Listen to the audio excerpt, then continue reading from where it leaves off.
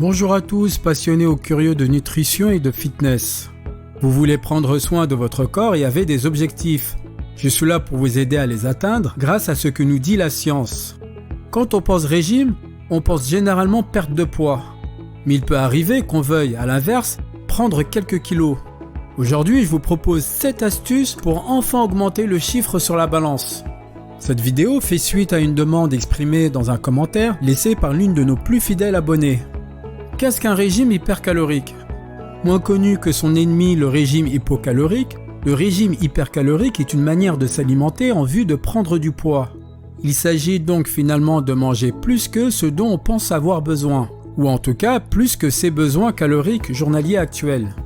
Généralement, on entame ce genre de régime après une perte de poids trop importante. Celle-ci peut avoir différentes causes possibles. Perte d'appétit ou consommation d'aliments peu nutritifs, troubles intestinaux divers, déséquilibre entre l'activité physique et la quantité de nourriture consommée, maladies dégénératives telles que le cancer, stress élevé ou périodes émotionnellement intenses. Sachez qu'avant d'entamer un régime hypercalorique, il est avant tout essentiel d'identifier la raison de votre perte de poids et d'en parler avec votre médecin pour déterminer la meilleure manière d'appréhender le problème. Une fois que vous avez obtenu son feu vert, il n'y a plus qu'à suivre les 7 astuces que voici. La première, augmentez la fréquence de vos repas. Une importante étude de Kaleova sur près de 51 000 adultes de plus de 30 ans a montré une relation croissante entre le nombre de repas consommés et la prise de poids. En effet, sur les 7 années étudiées, les sujets mangeant plus de 3 repas par jour, donc grignotant au cours de la journée, ont pris plus de poids que ceux mangeant 3 repas ou moins. Également, les auteurs ont remarqué que la prise de poids est le plus marquée lorsque le plus gros repas de la journée est le dîner, plutôt que le petit déjeuner. Peut-être que cela vous semble logique, puisqu'on se dit qu'en mangeant plus souvent, on mange nécessairement plus, et pourtant ce n'est pas si simple. Koopman et ses confrères proposent une expérimentation de 6 semaines intéressante à ce sujet.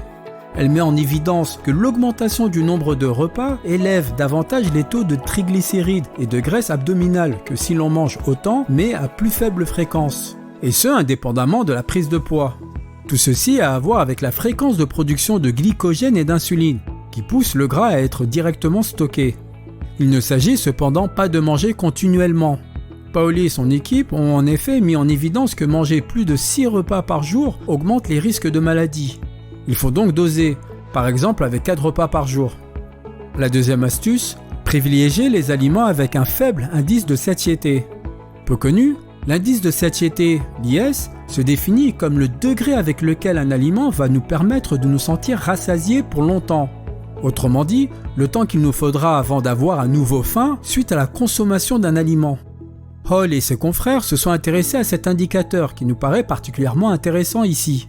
Car de toute évidence, plus un aliment conduit à avoir faim rapidement, plus nous allons manger à nouveau et donc potentiellement prendre du poids.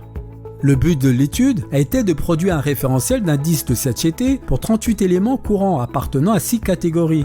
Parmi les résultats, je vous propose ici les 3 aliments de chaque catégorie avec l'indice de satiété le plus faible. Les fruits, pamplemousse, raisins et fraises. Les produits boulangers, par exemple les croissants, les gâteaux et les donuts. Les snacks, comme les barres chocolatées, les cacahuètes et yaourts.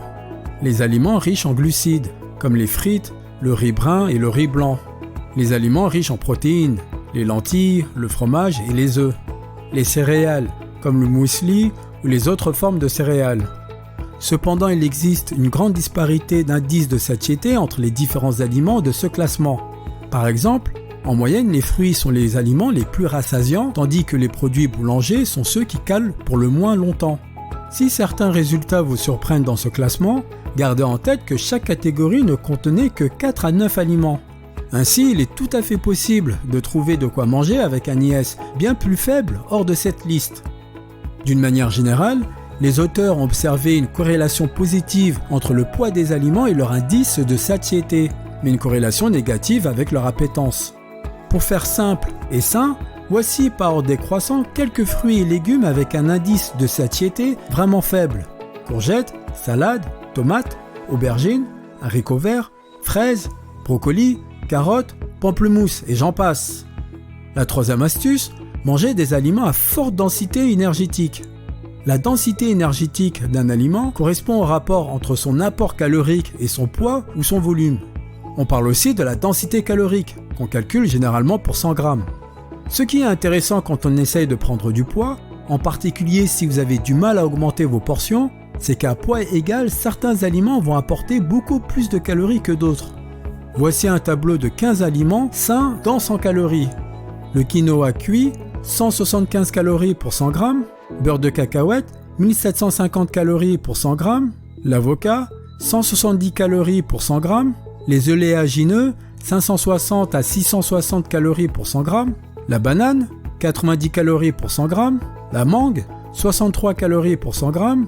La granola, 470 calories pour 100 grammes. Le pain complet, 313 calories pour 100 grammes.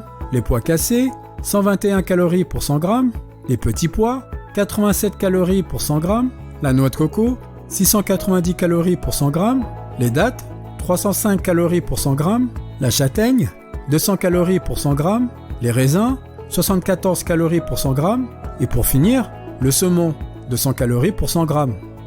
La quatrième astuce, suivez vos apports. Je vous conseille d'augmenter vos apports journaliers d'environ 100 calories toutes les semaines.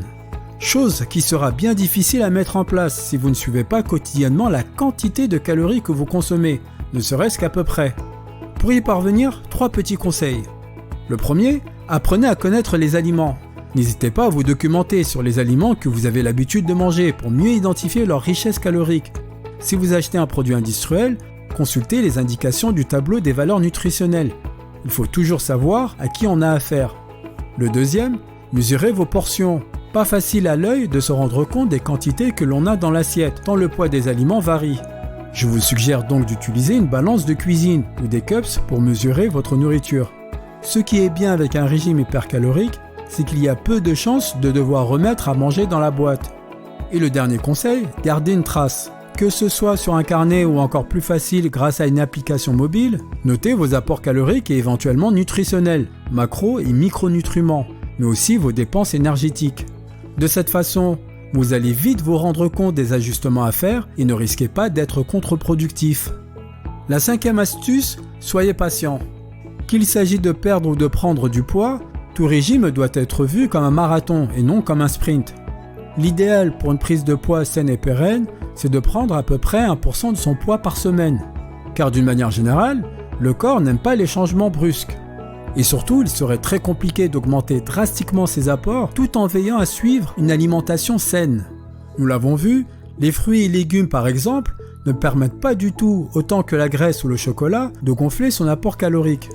Or, il s'agit bien de prendre du poids proprement, il ne s'agit surtout pas de le faire en ruinant sa santé par ailleurs. Ma sixième astuce, évitez à tout prix les calories vides. Je vous le disais à l'instant, suivre un régime hypercalorique ne doit surtout pas se faire au détriment de votre santé. Alors même s'il est tentant de consommer tous ces aliments emballés très riches en calories pour augmenter facilement ses apports, ce n'est absolument pas la solution. Vous le savez certainement, une calorie est la manière dont on exprime le potentiel énergétique de la nourriture. Lorsque l'on mange des aliments, non seulement on gagne des calories, mais en principe également des nutriments, vitamines et minéraux, bons pour le corps. Je dis bien en principe, car certains aliments ne s'encombrent pas de ces bienfaits et choisissent de voyager léger. On parle de calories vides ou calories creuses, quand l'énergie dégagée par de la nourriture n'apporte rien du point de vue nutritionnel. L'exemple parfait est celui du sucre blanc de table. Il est très important de modérer la consommation de ces aliments qui contiennent beaucoup de calories vides, car ils entraînent de graves risques de carence et de malnutrition. Pour ce faire, ciblez d'abord l'élimination des produits ultra-transformés, qui représentent 64,7% des sucres libres ingérés, d'après l'étude de Robert. De toute façon, comme le montre Potty, ces aliments ultra-transformés sont largement associés avec les risques d'obésité et de problèmes cardio-métaboliques. Et tout ça, vous n'en voulez surtout pas. Et pour finir, buvez moins pendant et juste avant les repas. Vous l'avez souvent entendu, l'eau est un super allié régime. Mais régime hypocalorique seulement. Plusieurs études, dont celle de Davy, ont en effet prouvé que la consommation d'eau avant le repas conduit à moins manger pendant celui-ci. Plus précisément, en buvant 500 ml d'eau une demi-heure avant le repas, les sujets de l'étude ont consommé approximativement 13% d'apport calorique en moins que ceux du groupe contrôle. De quoi vous ruiner un régime hypercalorique. Buvez plutôt après avoir mangé et avant de dormir. Vous savez maintenant comment vous y prendre pour réussir votre régime hypercalorique, alors il n'y a plus qu'à essayer. J'espère que cette vidéo vous a été utile afin de faire les meilleurs choix pour votre alimentation et atteindre vos objectifs. Si c'est le cas, je vous invite à cliquer sur le pouce vers le haut et à vous abonner à ma chaîne pour encore plus de contenu fiable sur le fitness et la nutrition.